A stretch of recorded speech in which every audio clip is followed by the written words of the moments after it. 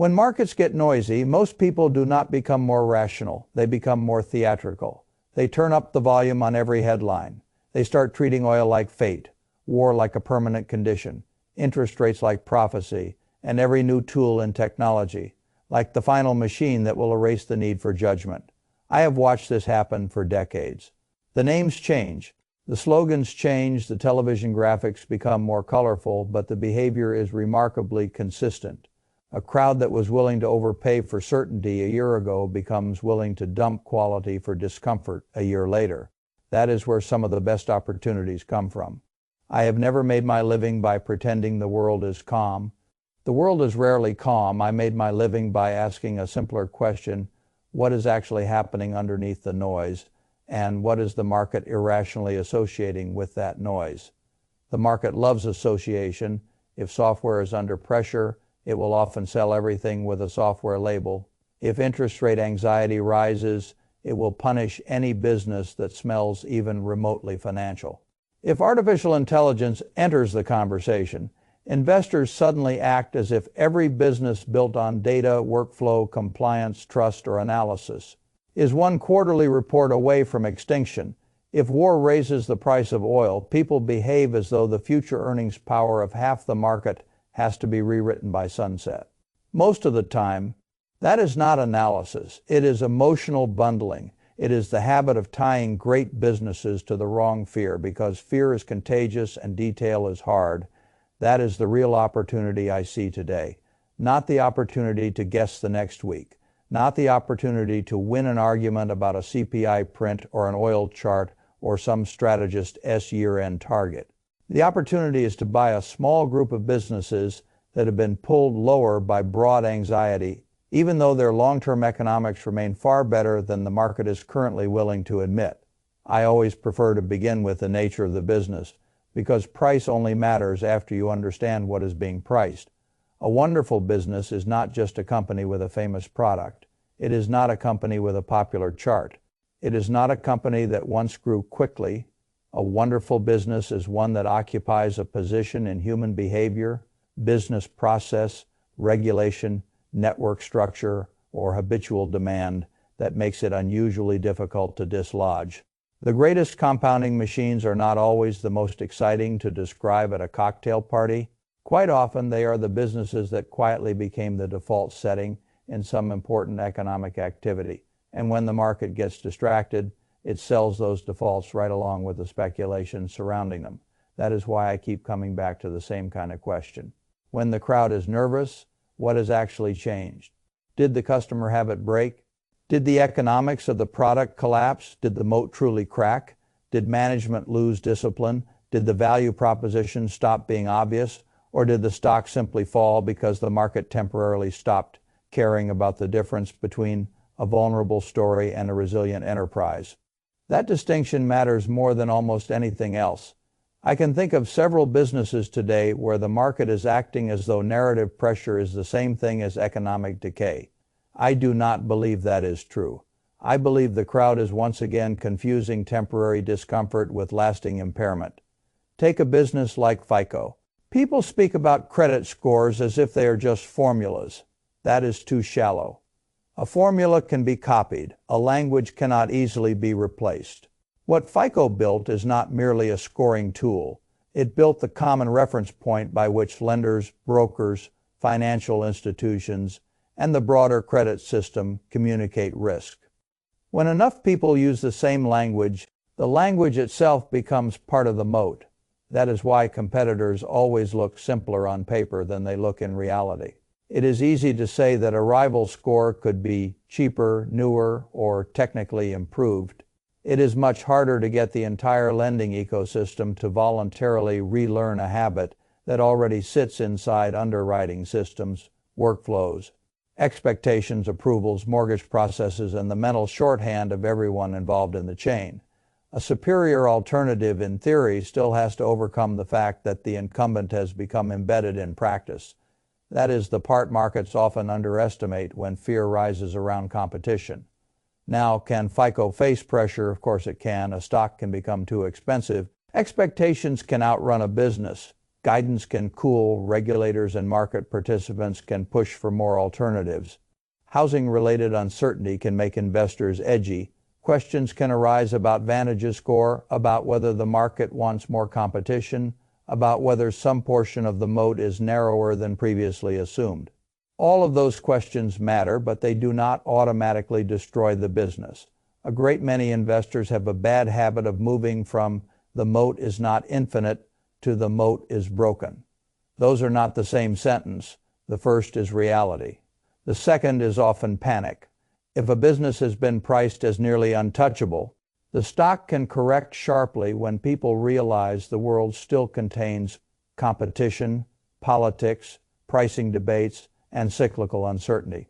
That kind of multiple compression is painful, but it is not the same as the disappearance of the economic franchise. In many cases, it is the opposite. It is the return of price to a level where future returns can once again make sense. That is how I look at FICO. I do not need it to be flawless. I need it to remain deeply embedded, economically important, difficult to replace, and able to continue monetizing its position with discipline if those things remain true.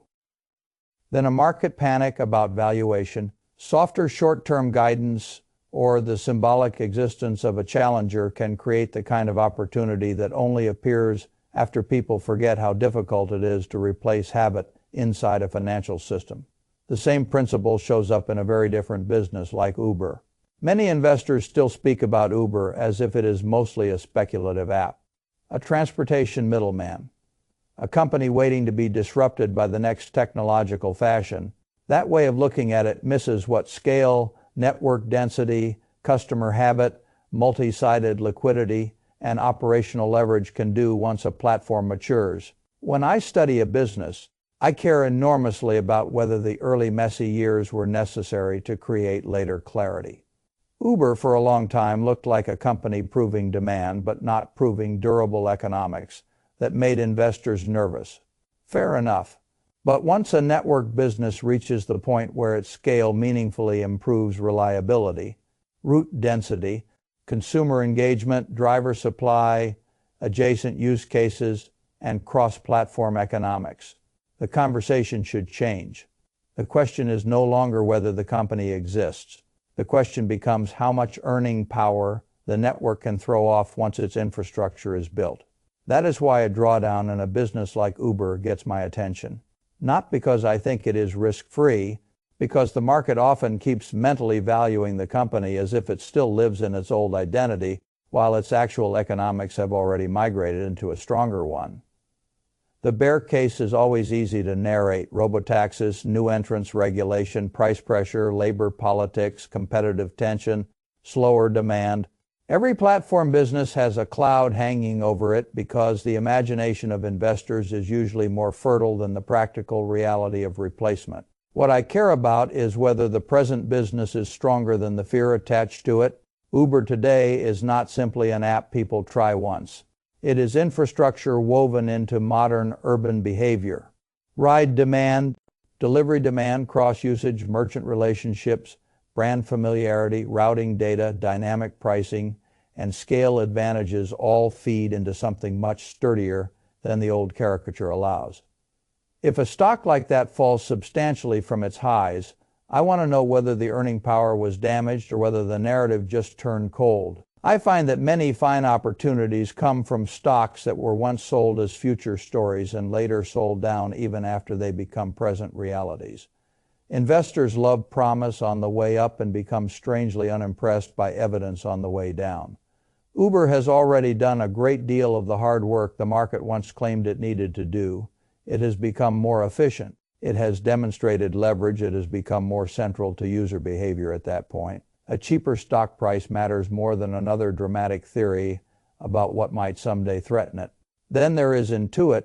This is a classic case of the market hearing the words artificial intelligence and immediately deciding that convenience, trust, workflow, compliance, liability, and embedded financial habit no longer matter. I think that is a very superficial way to analyze the business.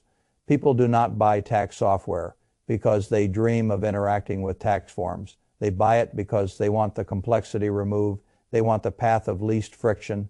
They want confidence that the process has been structured around current rules, familiar inputs, and a workflow that does not require them to become part-time experts in administrative detail that matters enormously. Whenever a new tool emerges, investors often commit the same error. They imagine what a technically capable user could theoretically do, then assume the mass market will eagerly behave the same way. But most consumers do not optimize for theoretical possibility.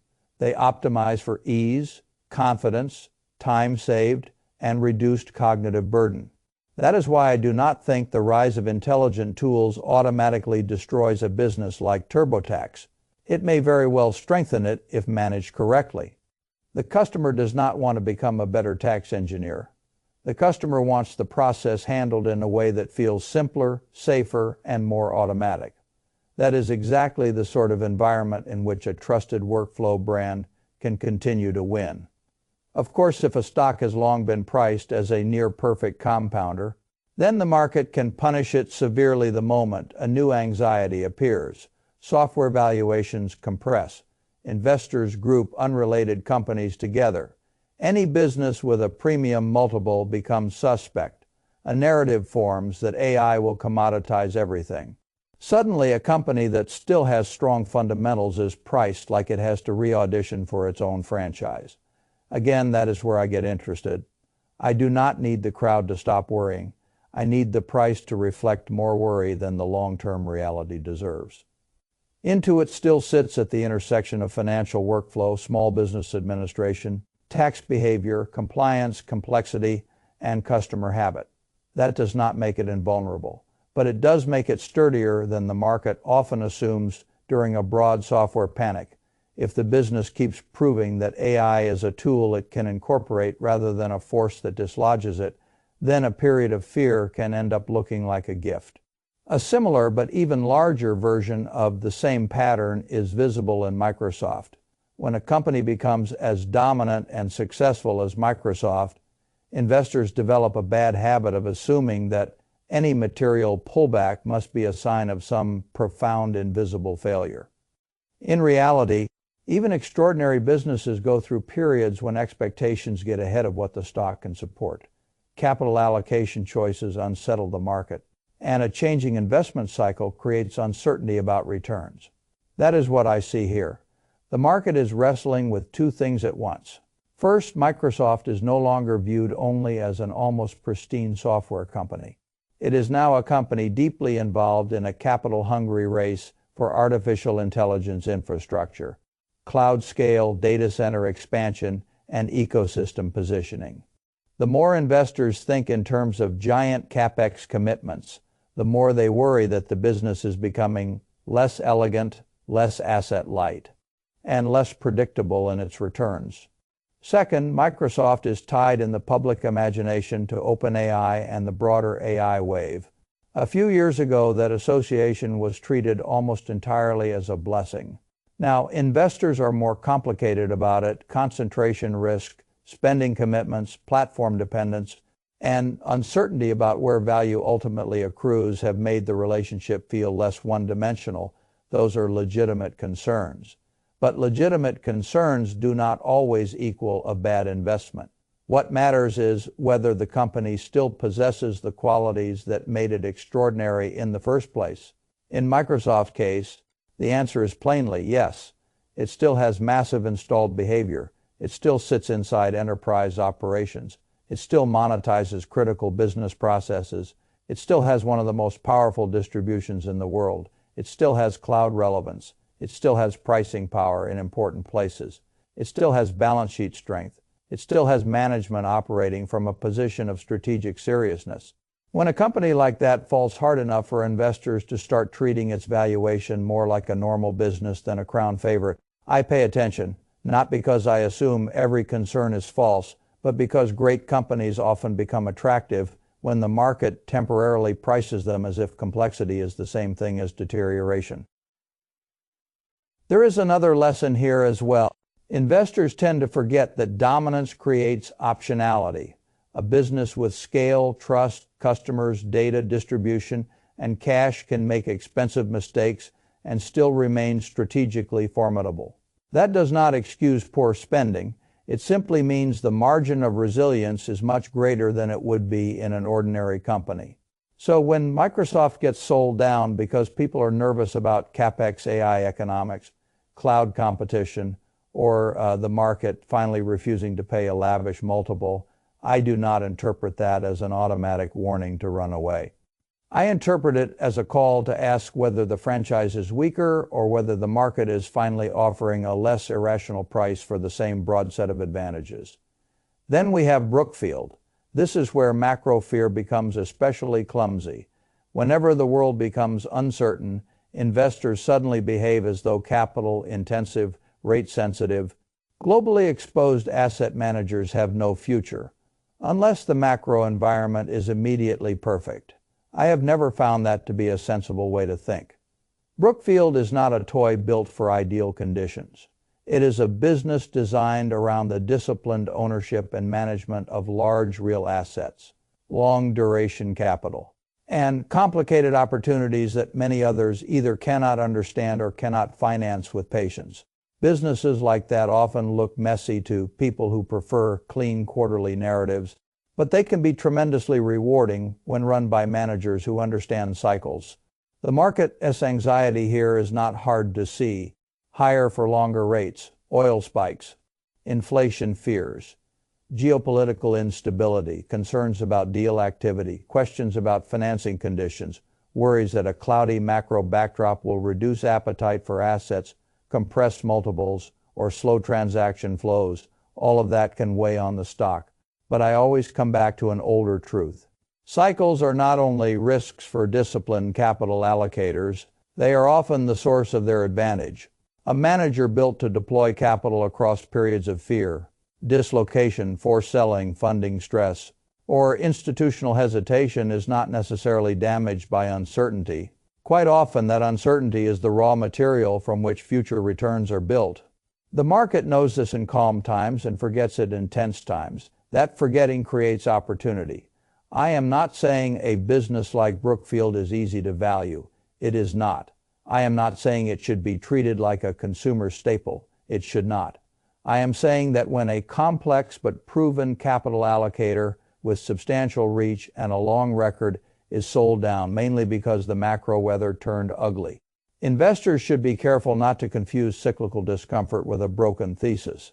The real question is whether the organization still has access to capital, judgment in deployment, patience in realization, and the discipline to use uncertainty rather than be crushed by it. If the answer is yes, then a frightened market may be presenting a very different picture than the underlying business reality. And then there is SP Global.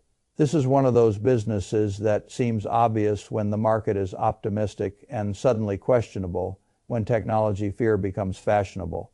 I have seen this movie more than once.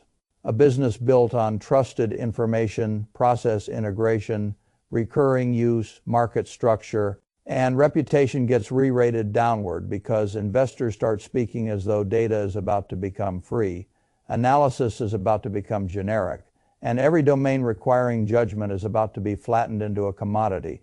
I think that is too crude. The highest value information businesses are not just warehouses of raw data.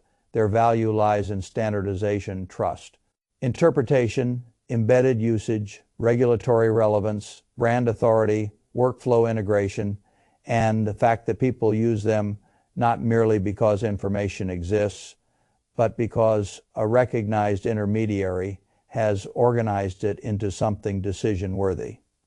That distinction is large. If you tell me data exists, I agree. If you tell me trusted data, structured data, decision-grade data, and institutionally embedded data can all be conjured out of thin air by any general tool, I become much more skeptical. SP Global benefits from the kind of position that is hard to build because it sits inside habits that matter during issuance, benchmarking, analysis, reference, and financial decision-making. That does not exempt it from technological change. It does mean the market may be pricing it as though the business is much easier to disrupt than history suggests. And there is another part investors like to forget during sell-offs, when a strong cash-generative company aggressively buys back its own shares at lower prices. it is using fear as fuel. That does not make the stock immediately rise, but it does matter. Intelligent repurchase behavior in a temporarily depressed valuation environment can quietly enhance long-term per-share economics, while most of the market is busy narrating doom. That sort of behavior never gets the same emotional attention as a panic headline. But over time, it is usually the more consequential development. Now, it would be easy to stop here and simply say that 6 quality businesses have fallen and therefore must be buys. I do not like that kind of lazy optimism any more than I like lazy pessimism. A stock can fall and still be too expensive. A good business can remain a poor investment if you pay too much or misunderstand the risk.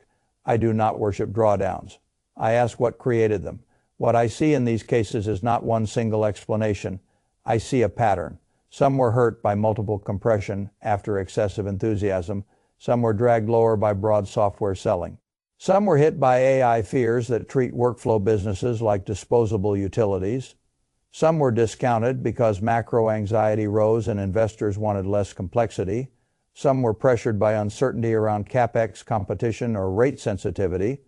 But behind those distinct explanations is one common thread. The market has become more focused on what could go wrong in the narrative than on what remains unusually strong in the business. That is often how opportunities begin. When I buy a stock, I am not paying for a week. I am paying for a stream of future cash and economic value.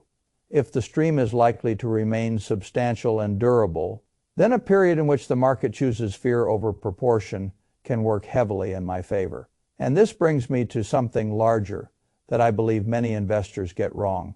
In moments like this, they assume that because a market is digesting headlines, the headlines must be the main thing that matters.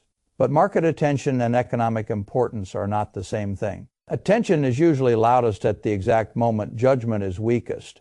That is why I smile when markets become obsessed with grand declarations from strategists. One month they tell you higher oil will break everything. Another month they tell you higher oil is somehow good for stocks. One quarter they insist the market already priced in all the pain. The next quarter they explain why the real pain is still ahead, but not just yet. These forecasts are often delivered with tremendous confidence and very little humility. I have never seen much advantage in building my decisions around these performances. If someone tells me the market is going to rally first and then suffer later, I do not know what to do with that. If someone says the stock market is not the economy, therefore economic strain can safely be ignored, I think they are simplifying something important, almost to the point of nonsense. The market is not a mirror of the economy in every moment. That's true, but over the long run, businesses earn money because people, institutions, and organizations spend money. Corporate profits do not float in space. They come from activity, confidence, necessity, financing, productivity, and demand. A weak consumer eventually matters. Expensive energy eventually matters. Credit conditions eventually matter. Hiring confidence matters. Productivity matters. None of this means stocks move one for one with every macro data point. It means dismissing the connection entirely as foolish. I prefer a more grounded approach. I do not pretend to forecast the next dramatic turn in the S&P 500. I try to understand what conditions would permanently weaken a business and what conditions merely make investors temporarily uncomfortable. Those are very different exercises. That is why I also resist the new fashion of technological fatalism. Every generation produces a class of public figures who treat innovation as though it only destroys and never reorganizes. They find one trend, one conference, one startling demo, one rapidly growing startup, and they leap from visible disruption to universal despair. Then they start telling young people that the ladder is being pulled up, that entire categories of work are disappearing for good, that the future belongs only to machines and the properly subsidized. I have heard versions of this argument all my life. It is almost always emotionally compelling and economically incomplete. Technological progress does destroy some tasks. It changes workflow, it compresses certain roles, it alters bargaining power, it makes some skills more valuable and some less valuable. That is all real. But doom merchants rarely stop there. They never seem interested in the second half of the equation, which is where lowered cost, higher productivity, new categories of demand, wider access, better margins, capital reinvestment, and entirely new businesses enter the picture.